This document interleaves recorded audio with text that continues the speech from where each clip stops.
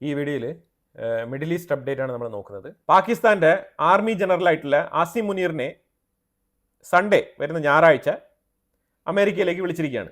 ട്രംപിന്റെ birthday celebration, അതുപോലെ തന്നെ അമേരിക്കൻ ആർമിയുടെ 250th സെലിബ്രേഷൻ ആനിവേഴ്സറി, അമേരിക്കൻ ആർമിയുടെ 250ാമത്തെ ആനിവേഴ്സറിയുമായിട്ടൊക്കെ ബന്ധപ്പെട്ട് ആസിം മുനീറിനെ അമേരിക്കയിലേക്ക് ക്ഷണിച്ചിരിക്കുകയാണ്. ആസിം മുനീർ വളരെ ഹാപ്പി ആയിട്ട് പോകും.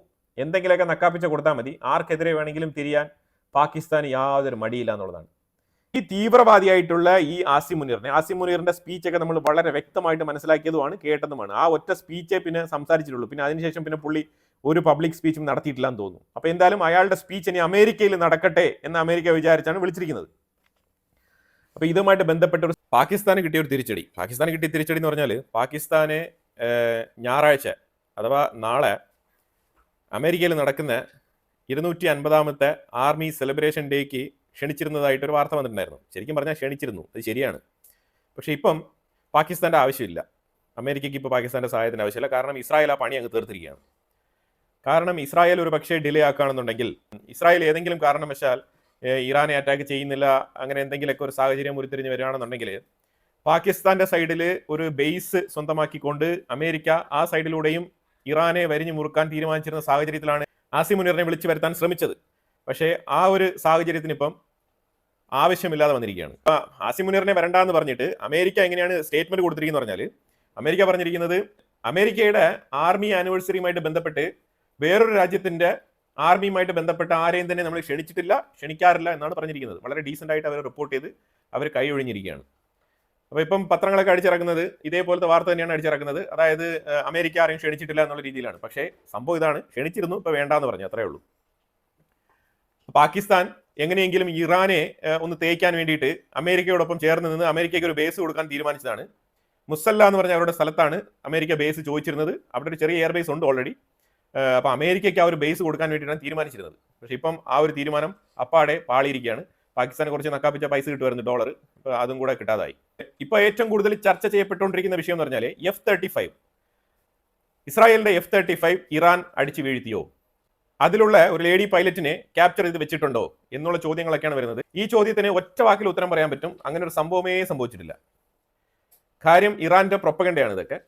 അതായത് യുദ്ധം നടക്കുമ്പോഴത്തേക്കും സൈക്കോളജിക്കലി ഓപ്പോണന്റിനെ തകർക്കാൻ വേണ്ടിയിട്ട് ഇങ്ങനെ ചില തന്ത്രങ്ങളൊക്കെ ഇറക്കാറുണ്ട്. ഇതുപോലെ ഇന്ത്യ പാകിസ്ഥാനെ അറ്റാക്ക് ചെയ്ത സമയത്തും 6 യുദ്ധവിമാനങ്ങൾ അടിച്ചിട്ടെന്നൊക്കെ പറഞ്ഞുള്ള വാർത്തകളൊക്കെ ഇതേപോലെ വന്നത് നമ്മൾ കണ്ടതാണ്.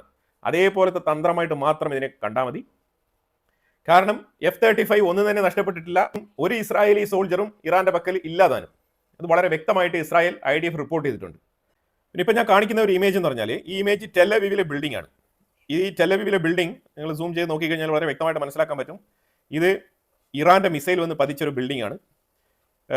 നല്ല ആക്രമണമാണ്. ശരിക്കും പറഞ്ഞാൽ ഈ ഒരു മിസൈൽ പതിച്ചത് ഇസ്രായേലിന്റെ ഉള്ളിൽ ഇറാന്റെ 3 മിസൈലുകൾ പതിച്ചെന്നാണ് അറിയാൻ കഴിയുന്നത്. ഈ 3 മിസൈലുകൾ പതിച്ചതിൽ 2 പതിച്ചത് ഒരു സ്ഥലത്തും മറ്റൊരെണ്ണം പതിച്ചതാണ് ഈ ബിൽഡിങ്ങിന് മേളിൽ. ടെലവീവിലെ ഈ ബിൽഡിങ്ങിന്റെ അവസ്ഥ നിങ്ങൾക്ക് കണ്ടു കഴിഞ്ഞാൽ മനസ്സിലാവും. ആ രീതിയിൽ ഗുരുതരമായിട്ട് തന്നെയാണ് ഇറാന്റെ മിസൈൽ അറ്റാക്ക് നടന്നിരിക്കുന്നത്. അതുപോലെ തന്നെ ഈ റെസിഡൻഷ്യൽ ഏരിയയിൽ 2 മിസൈൽ പതിച്ചിട്ടുണ്ട്. ആ ഏരിയയിൽ 10 വീടുകളാണ് മൊത്തത്തിൽ ഇമ്പാക്ട് ഉണ്ടാക്കിയത്. 10 വീടുകൾ എന്ന് പറയുമ്പോഴത്തേക്കും ആ മിസൈൽ വീഴുന്ന ആ ഒരു പോയിന്റിൽ ഉണ്ടായ വീട് മൊത്തത്തിൽ നശിക്കും. പിന്നെ അതിന്റെ ഒരു ആഘാതത്തിൽ സറൗണ്ടിങ്ങിൽ ഇരിക്കുന്ന വീടുകൾക്കൊക്കെ ഉണ്ടാകുന്ന ചലനങ്ങൾ, വിള്ളലുകൾ, അതുപോലെ തന്നെ അതിന്റെ മേൽക്കൂരകളിൽ ഉണ്ടാകുന്ന തകർച്ച, ഇങ്ങനെയൊക്കെയുള്ള പല സംഭവങ്ങൾ സംഭവിച്ചിട്ടുണ്ട്. അപ്പോൾ ഇതുമായിട്ട് ബന്ധപ്പെട്ട് നോക്കുമ്പോഴത്തേക്കും ഏതാണ്ട് ഇതുവരെ ഇസ്രായേലിന്റെ ഉള്ളിൽ 3 പേര് മരണപ്പെട്ടിട്ടുണ്ട്, 140-ലധികം ആൾക്കാർക്ക് പരിക്കേറ്റിട്ടുണ്ട് എന്നുള്ള വാർത്തയും കൂടി വരുന്നുണ്ട്. അപ്പോൾ ഇതിന് IDFന്റെ സൈഡിൽ നിന്ന് കൊടുത്തിരിക്കുന്ന എക്സ്പ്ലനേഷൻ എന്ന് പറഞ്ഞു കഴിഞ്ഞാൽ, അതായത് ഒരു ടെക്നിക്കൽ എറർ ഉണ്ടായിരുന്നു. ഇസ്രായേലിന്റെ എയർ ഡിഫൻസ് സിസ്റ്റത്തിൽ ഉണ്ടായ ടെക്നിക്കൽ എറർ ആണ് ഇതിന്റെ കാരണമെന്ന് പറഞ്ഞിരിക്കുന്നത്. അതിപ്പോൾ റെക്ടിഫൈ ചെയ്യപ്പെട്ടതായിട്ട് പറയുന്നുണ്ട്. അതുപോലെ ഇസ്രായേൽ ഇന്ന് രാത്രി ഇറാന്റെ ഉള്ളിൽ തകർത്തടിക്കാനുള്ള തീരുമാനം എടുത്തിട്ടുണ്ട്. തെഹ്റാൻ കത്തിക്കുമെന്നാണ് പറഞ്ഞിരിക്കുന്നത് ഇസ്രായേൽ ഇന്ന് രാത്രി. അതുപോലെ തന്നെ ഇറാനും പറഞ്ഞിരിക്കുന്നത് മിസൈൽ മഴ പൊഴിയും എന്നാണ് പറയുന്നത്. പക്ഷേ ഈ തുരിതര മിസൈൽ ഒരു 300 മിസൈലിന്റെ മുകളിലൊക്കെ ഇറാൻ വിടുകയാണെന്നുണ്ടെങ്കിൽ ഇസ്രായേലിന്റെ ഉള്ളിൽ ഇതേപോലെ 2-3 മിസൈലുകൾ വീണാൽ തന്നെ നല്ല രീതിയിലുള്ള ആഘാതം ഉണ്ടാകാനുള്ള സാധ്യത വളരെ കൂടുതലാണ്. അപ്പോൾ അതുകൊണ്ട് എത്രയ്ക്ക് സേഫ്റ്റി മെഷേഴ്സ് എടുക്കാൻ പറ്റുമോ അത്രയ്ക്ക് ആ രീതിയിൽ എടുത്തു കഴിഞ്ഞാൽ ഇസ്രായേലിന് കുറച്ചുകൂടെ തലയുയർത്തി നിൽക്കാം. കാരണം ഇറാനെ സംബന്ധിച്ചിടത്തോളം അവർക്ക് ലക്ഷ്യബോധമൊന്നുമില്ല, അവർ മിസൈൽ അങ്ങ് വിടും. ഇസ്രായേൽ നടത്തുന്ന പോലെ ടാർഗറ്റ് ആൻഡ് പ്രിസൈസ് അറ്റാക്ക് അല്ല ഇറാൻ നടത്തുന്നത്. ഇറാൻ ഇസ്രായേലിന്റെ ഉള്ളിൽ എവിടെയെങ്കിലും പോയി 4 മിസൈൽ വീണ് അവിടെ ആൾക്കാർ ചത്തോട്ടെ എന്ന് പറഞ്ഞിട്ടാണ് അയക്കുന്നത്. അപ്പോൾ അതുകൊണ്ട് തന്നെ ഇസ്രായേൽ കരുതലോടെ ഇരുന്നാൽ അവർക്ക് കൊള്ളാം. ഇല്ലാന്നുണ്ടെങ്കിൽ ഇപ്പൊ നാളെ നേരം വെളുക്കുമ്പം ശരിക്കും പറഞ്ഞാൽ ഇന്നത്തെക്കാളും കൂടുതൽ വിശേഷങ്ങൾ അറിയാൻ കിടക്കുന്നതേ ഉള്ളൂ. അമേരിക്ക പറഞ്ഞിരിക്കുന്നത് ഇപ്പോഴും സമയം വൈകിട്ടില്ല, ഇറാൻ വേണമെങ്കിൽ ഇസ്രായേലിന്റെ അറ്റാക്കൊക്കെ ഒരു സൈഡിൽ നിൽക്കട്ടെ, ന്യൂക്ലിയർ ഡീലുമായിട്ട് ബന്ധപ്പെട്ട അമേരിക്കൻ റിലേഷൻഷിപ്പുമായിട്ട് ബന്ധപ്പെട്ട കാര്യങ്ങൾക്ക് സാങ്ഷൻസ്, ഇക്കണോമിക് സാങ്ഷൻസ്, ഇതേപോലത്തെ കാര്യങ്ങളൊക്കെ ഇല്ലേ, ആ വിഷയങ്ങളുമായിട്ടൊക്കെ ബന്ധപ്പെട്ട് നിങ്ങൾക്ക് ഇപ്പോഴും ന്യൂക്ലിയർ ഡീൽ ഓപ്പൺ ആണ്, നിങ്ങൾക്ക് വേണമെങ്കിൽ ചർച്ച റെസ്യൂം ചെയ്ത് ന്യൂക്ലിയർ ഡീലിൽ സൈൻ ചെയ്യാമെന്നാണ് അമേരിക്ക ഇറാൻ ഓപ്ഷൻ കൊടുത്തിരിക്കുന്നത്.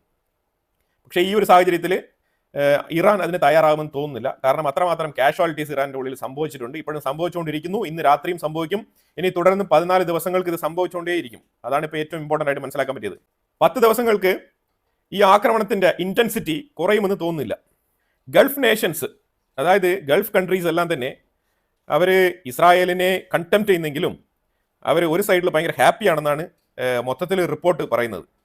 ക്വയറ്റ്ലി അഭിനന്ദിക്കുകയാണ് ഇസ്രായേലിനെ, ക്വയറ്റ്ലി, മനസ്സിലായോ? അതായത് ശബ്ദമില്ലാതെ ഇസ്രായേലിനെ വിളിച്ച് ഓരോരുത്തരും അവരുടെ ഡിപ്ലോമാറ്റിക് റിലേഷൻസിനെയൊക്കെ, പക്ഷെ അവർക്ക് ഒരേ ഒരു പേടിയുള്ളതായിട്ടാണ് പറയപ്പെടുന്നത്. അതായത് ഇസ്രായേലിനെ ചുറ്റിപ്പറ്റി കിടക്കുന്ന അമേരിക്കൻ ചേരിയിൽപ്പെട്ട അറബ് രാജ്യങ്ങളെ കുറിച്ചാണ് ഈ പറയുന്നത്. അവര് രഹസ്യമായിട്ട് ഇസ്രായേലുമായിട്ടുള്ള ബന്ധങ്ങളും ചർച്ചകളൊക്കെ നടത്തുന്നുണ്ട്. അവരുടെ വിഷമം വേറെ ഒന്നുമില്ല. അമേരിക്കൻ ബേസുകൾ പല അമേരിക്കൻ ചേരിയിൽപ്പെട്ട അറബ് രാജ്യങ്ങളുടെ ഉള്ളിലുണ്ട്. ഞാൻ ഇതിനു മുമ്പ് ഒരു വീഡിയോയിൽ അതിനെക്കുറിച്ച് വളരെ ഡീറ്റെയിൽ ആയിട്ട് പറഞ്ഞിട്ടുണ്ട്. അവിടെയൊക്കെ ഇറാൻ ഏതെങ്കിലും വിധേന അറ്റാക്ക് നടത്താനുള്ള സാധ്യതയുണ്ടോ എന്നുള്ള ഒരു ആശങ്കയാണ് അവർക്കുള്ളതെന്ന് അവർ പറഞ്ഞു വെക്കുന്നുണ്ട്. അതിപ്പം പറഞ്ഞിട്ട് കാര്യമില്ല. ഇങ്ങനത്തെ നിലപാടുകൾ എടുക്കുമ്പോഴത്തേക്കും ഒളിഞ്ഞിരുന്നുള്ള ഈ ഒളിയമ്പുകൾ ചെയ്യാനുള്ള നിലപാടുകൾ എടുക്കുമ്പോഴത്തേക്കും 1-2 മിസൈലുകൾ ചിലപ്പോൾ വന്നെന്ന് വരും. അതുപോലെ ഫ്രാൻസ് ജൂവിഷ് കമ്മ്യൂണിറ്റികൾ താമസിക്കുന്ന റെസിഡൻഷ്യൽ ഏരിയ, അതുപോലെ തന്നെ അമേരിക്കൻസ് താമസിക്കുന്ന റെസിഡൻഷ്യൽ ഏരിയ, ഇവിടെയൊക്കെ സെക്യൂരിറ്റി ശക്തിപ്പെടുത്തിയിട്ടുണ്ട്. കാരണം വേറെ ഒന്നുമില്ല, ഈ അങ്ങാടി തോറ്റത്തിന് അമ്മയോട് എന്ന് പറയുന്ന കണക്ക് ഇവർക്കൊരു സ്വഭാവമുണ്ട്. ഇപ്പം ഇറാൻ ആണെങ്കിലും ശരി തന്നെ, ഇറാന്റെ പ്രോക്സികളാണെങ്കിലും ശരി തന്നെ, അവർ ഏതെങ്കിലും രാജ്യത്ത് താമസിക്കുന്ന ആൾക്കാരെയൊക്കെ പോയി അറ്റാക്ക് ചെയ്യും. അപ്പം അതുപോലത്തെ ആക്രമണങ്ങൾ ഗ്ലോബലി നടക്കാനുള്ള സാധ്യതയുണ്ട് എന്നാണ് പൊതുവിൽ ഇന്റലിജൻസ് വിവരങ്ങൾ വരുന്നത്. അതുമായിട്ട് ബന്ധപ്പെട്ടാണ് ഈ രീതിയിലുള്ള സെക്യൂരിറ്റി മെഷേഴ്സ് എടുക്കുന്നതായിട്ട് മനസ്സിലാക്കാൻ പറ്റുന്നത്. അതുപോലെ ഗ്ലോബൽ ജൂവിഷ് കമ്മ്യൂണിറ്റി, ഇവരുടെ ഗ്ലോബൽ ജൂവിഷ് കമ്മ്യൂണിറ്റി ഓർഗനൈസേഷൻ ഉണ്ട്. അപ്പോൾ അവർ wall to wall support Israel എന്നാണ് പറഞ്ഞിരിക്കുന്നത്. അതായത് കട്ട സപ്പോർട്ട്, ഇസ്രായേൽ ഇറാനെ അടിച്ചതിൽ അവർ കട്ട സപ്പോർട്ട് എന്നാണ് പറഞ്ഞിരിക്കുന്നത്. ഈ സപ്പോർട്ട് ത്രൂ ഔട്ട് ഉണ്ടാവും. നെതന്യാഹുവിന്റെ ആ ഒരു പൊളിറ്റിക്കൽ ലൈഫിലെ ആ ലക്ഷ്യം നിറവേറ്റിയിരിക്കുകയാണെന്നാണ് പറഞ്ഞിരിക്കുന്നത്. നെതന്യാഹുവിന്റെ സപ്പോർട്ട് ഇസ്രായേലിന്റെ ഉള്ളിൽ നല്ല രീതിയിൽ വർദ്ധിച്ചിട്ടുണ്ട്. ഈ ഒരു ഇറാന്റെ ഒരു ആക്രമണം സക്സസ്ഫുൾ ആയിട്ട്, ഇപ്പോൾ ഇറാനെ അറ്റാക്ക് ചെയ്യുന്ന ഈ ഒരു മിഷൻ സക്സസ്ഫുൾ ആയിട്ട് പൂർത്തീകരിച്ച് നെതന്യാഹു ഇലക്ഷനിലോട്ട് പോയി കഴിഞ്ഞാൽ 100% വീണ്ടും നെതന്യാഹു ഇസ്രായേലിന്റെ പ്രൈം മിനിസ്റ്റർ ആയിട്ട് വരും എന്നുള്ളതിൽ ഒരു സംശയമില്ല എന്നുള്ളതാണ്. ഇതിനകത്ത് മെയിൻ ആയിട്ട് മനസ്സിലാക്കേണ്ടത് F-35 അറ്റാക്ക് ചെയ്യപ്പെട്ടിട്ടില്ല. ഇത് നമ്മൾ അമേരിക്കയ്ക്ക് വേണ്ടിയിട്ടോ അല്ലെങ്കിൽ ആർക്ക് വേണ്ടിയിട്ടും പറയുന്നതല്ല, ഇതാണ് ഫാക്ട്. UK ബ്രെക്സിറ്റ് അടിച്ച് പുറത്ത് വന്നല്ലോ യൂറോപ്യൻ യൂണിയനിൽ നിന്നും. അപ്പോൾ ഇത്രയും നാളും ഈ ഒരു ബോർഡർ ചെക്കിംഗ്, യൂറോപ്യൻ യൂണിയനുമായിട്ട് ബന്ധപ്പെട്ട് യൂറോപ്പിലേക്ക് പോകുന്ന ആൾക്കാരുമായിട്ടൊക്കെ ബന്ധപ്പെട്ട് ഈ ചെക്കിംഗ് പോയിന്റ് UK-യുടെ ഉള്ളിലാണ് ഉണ്ടായിരുന്നത്. അപ്പോൾ അതുമായിട്ട് ബന്ധപ്പെട്ട് കുറേ നാൾ കൊണ്ടേ ഈ യൂറോപ്യൻ യൂണിയനുമായിട്ട് UK ഡിസ്കസ് നടത്തുന്നുണ്ട്. അപ്പോൾ അങ്ങനെ ഡിസ്കസ് നടത്തിയിട്ട് ഫൈനലി UK-യുടെ ഉള്ളിൽ നിന്നും യൂറോപ്യൻ യൂണിയന്റെ ആ ഒരു ചെക്കിംഗ് പോയിന്റ് ഇപ്പം യൂറോപ്പിന്റെ ഉള്ളിൽ തന്നെ കൊണ്ടുവച്ചിരിക്കുകയാണ്. ഇത് വലിയൊരു അച്ചീവ്മെന്റ് ആയിട്ട് തന്നെ കണക്കാക്കിയിട്ട് UK-യിലെ മാധ്യമങ്ങൾ ഇതിനെയൊക്കെ പ്രസിദ്ധീകരിക്കുന്നുണ്ട്. പക്ഷെ ഇത് വലിയ ആന സംഭവമൊന്നുമല്ല. യൂറോപ്പിന്റെ ചെക്ക് പോയിന്റ് യൂറോപ്പ് തന്നെ നോക്കട്ടെ, യൂറോപ്പിന്റെ ചെക്ക് പോയിന്റ് UK-ക്കുള്ളിൽ വേണ്ട. അതൊരു ന്യായമായ കാര്യം തന്നെയാണ്. അതിപ്പോൾ എന്തായാലും അത് സാധിച്ചിരിക്കുന്നു. കാരണം UK പണ്ട് യൂറോപ്യൻ യൂണിയന്റെ ഭാഗമായിട്ട് ഇരുന്നത് കൊണ്ട് തന്നെയാണ് ഇത് സംഭവിച്ചത്. ബ്രെക്സിറ്റ് കഴിഞ്ഞിട്ട് ഇപ്പോൾ എത്രയോ നാളായിട്ടും ഇത് മാറ്റി സ്ഥാപിച്ചിട്ടില്ല. അപ്പോൾ അതിപ്പോൾ മാറ്റി സ്ഥാപിച്ചിരിക്കുകയാണ്. വരുന്ന 15-ാം തീയതി Indian prime minister Narendra Modi Cyprus visit ചെയ്യാണ്. ഈ സൈപ്രസ് വിസിറ്റിന് ഒരു പ്രാധാന്യം എന്ന് പറഞ്ഞാൽ, ഞാൻ 2-3 ദിവസങ്ങൾക്ക് മുമ്പ് നമ്മൾ വാർത്തയിൽ നോക്കിയായിരുന്നു, ഗ്രീസിന്റെ ഫോറിൻ മിനിസ്റ്റർ ഇന്ത്യ സന്ദർശിച്ചിട്ടുണ്ടായിരുന്നു. അപ്പോൾ അതിനകത്ത് ഓപ്പറേഷൻ സിന്ദൂറുമായിട്ട് ബന്ധപ്പെട്ട ചില പ്രാഥമികമായിട്ടുള്ള നടപടികൾ എന്തൊക്കെയാണ് എടുത്തത്, അതിന്റെ പ്രൊസീജിയർ എങ്ങനെയാണ് നടപ്പിലാക്കിയത്, ഇതുമായിട്ട് നമുക്ക് ഇതിനെ പഠനവിധേയമാക്കാൻ പറ്റുമോ എന്നൊക്കെ ചോദിച്ചിട്ടുണ്ടായിരുന്നു. അപ്പോൾ ഇന്ത്യ തീർച്ചയായിട്ടും പ്രാഥമികമായിട്ടുള്ള ചില സഹായങ്ങളൊക്കെ ചെയ്യും. 2-3 മാസങ്ങൾക്ക് മുമ്പ് തന്നെ ഗ്രീസുമായിട്ട് നമ്മൾ ഡിഫൻസ് പാർട്ട്ണർഷിപ്പ് എഗ്രിമെന്റ് സൈൻ ചെയ്തതുമാണ്. അപ്പോൾ ഇത് എന്തുകൊണ്ടാണെന്ന് പറഞ്ഞു കഴിഞ്ഞാൽ, ഇപ്പോഴാണ് നമ്മൾ ഏറ്റവും കൂടുതൽ മനസ്സിലാക്കേണ്ടത്, തുർക്കി പാകിസ്ഥാനെ ഓപ്പറേഷൻ സിന്ദൂർ നടന്നുകൊണ്ടിരുന്ന സമയത്ത് ആയുധം കൊടുത്ത് സഹായിച്ചു എന്നുള്ള വാർത്ത നമ്മൾ കേട്ടിട്ടുണ്ടാവും. നമ്മൾ തന്നെ പലപ്പോഴും അത് പറഞ്ഞിട്ടുണ്ട്. അപ്പോൾ ആ ഒരു സാഹചര്യത്തിൽ സൈപ്രസിന് ആയുധക്കച്ചവടം നടത്താനാണ് പ്രൈം മിനിസ്റ്റർ മോദി പോകുന്നത്. ഇതാണ് നമ്മൾ ഏറ്റവും മനസ്സിലാക്കേണ്ടത്. കാരണം ഇത് തുർക്കിക്ക് കൊടുക്കുന്ന മറുപടിയാണ്. തുർക്കി പാകിസ്ഥാനിന് ആയുധങ്ങൾ കൊടുത്ത് സഹായിക്കാൻ പറ്റുമെങ്കിൽ ഞങ്ങൾക്ക് സൈപ്രസിന് ആയുധം കൊടുക്കാൻ പറ്റും, ഞങ്ങൾക്ക് ഗ്രീസിന് ആയുധം കൊടുക്കാൻ പറ്റും, ഞങ്ങൾക്ക് അർമേനിയയ്ക്ക് ആയുധം കൊടുക്കാൻ പറ്റും. ഈ രീതിയിലുള്ള കാര്യങ്ങൾ, അതായത് തുർക്കിക്ക് എവിടെയൊക്കെ എതിർ നിലപാടുകളുണ്ടോ അവിടെയൊക്കെ ഇന്ത്യയുടെ ഇൻഫ്ലുവൻസ് ചെയ്യാൻ പറ്റുമെന്നാണ് നമ്മൾ ഒരു മെസ്സേജ് തുർക്കിക്ക് കൊടുക്കാൻ ശ്രമിക്കുന്നത്. ഭാഗമായിട്ട് സൈപ്രസിന് ഒരു പക്ഷേ ബ്രഹ്മോസ് വരെ കൊടുത്തേക്കാം എന്നാണ് വാർത്തകൾ പുറത്തു വരുന്നത്. തുർക്കിക്ക് ഒരു മറുപടി കൊടുക്കുന്നതിന് ഭാഗമായിട്ടാണ് സൈപ്രസ് വിസിറ്റ്. സൈപ്രസുമായിട്ട് ഇന്ത്യ കൂടുതൽ റിലേഷൻഷിപ്പ് മെച്ചപ്പെടുത്താൻ വേണ്ടിയിട്ട് ശ്രമിക്കുന്നത്. പ്രസ്സിൽ നമുക്ക് ധൈര്യമായിട്ട് കാര്യങ്ങളൊക്കെ ചെയ്യാം. അവിടെ ഇസ്രായേലിന്റെ ബേസ് ഉണ്ട്. പിന്നെ ഇത് നമ്മുടെ ഒരു മെയിൻ ചാനലാണ്. നമുക്കൊരു സെക്കൻഡറി ചാനൽ നമ്മൾ ഓപ്പൺ ആക്കിയിട്ടുണ്ട്. ഇൻസൈറ്റ്സ് ഗ്ലോബൽ എന്നാണ് അതിൻ്റെ പേര്. അതിൻ്റെ ലിങ്ക് ഞാൻ ഫസ്റ്റ് കമൻറ്റിൽ പിൻ ചെയ്യാം.